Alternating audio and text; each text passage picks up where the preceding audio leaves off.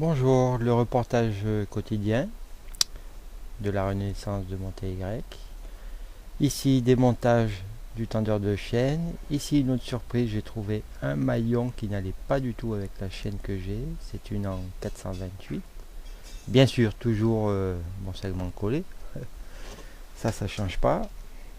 Ça serait bien que ça change d'ailleurs. Donc, nettoyage du tendeur de chaîne. Voilà, c'est bon, c'est fini. Ensuite, j'ai sorti la chaîne en découpant le fameux maillon parce que j'ai toujours pas de dérive chaîne.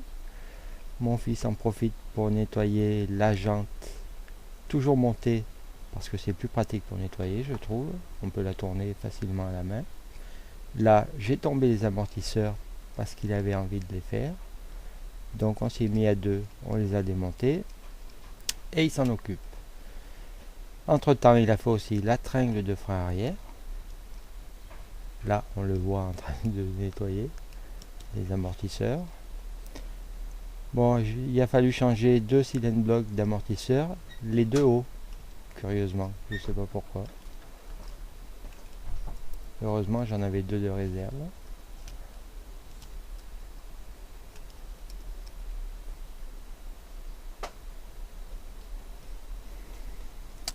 Ensuite, je vois qu'il reste la boîte à air, donc je vais m'y attaquer. On démonte toute la ligne d'air en fait. Là, c'est parce que je sais pas ce que c'est, ces deux pattes soudées sur la boîte à air. Ici, après le nettoyage des amortisseurs et de la ligne d'air, une petite vue de ce qui reste à démonter. Le fiston en profite pour nettoyer le réservoir d'huile.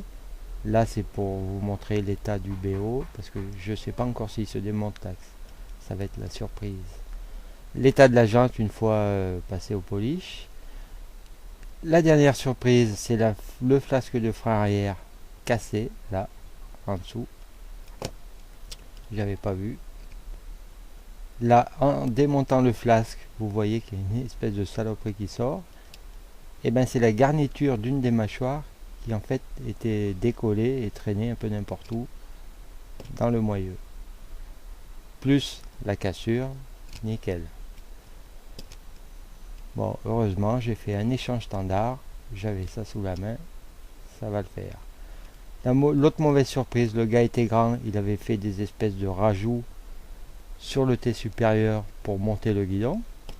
Alors pour moi, c'était impossible à conduire. Ça, c'est ce que j'ai en ce moment sur la mienne pour vous montrer la différence. Là aussi, vous voyez l'angle du vrai qui est là-bas au fond et du découpé qui est devant. Donc, le T supérieur est mort. J'ai essayé de mettre les vis, on ne peut pas. Et là, à la fin, toujours mon piston qui trempe.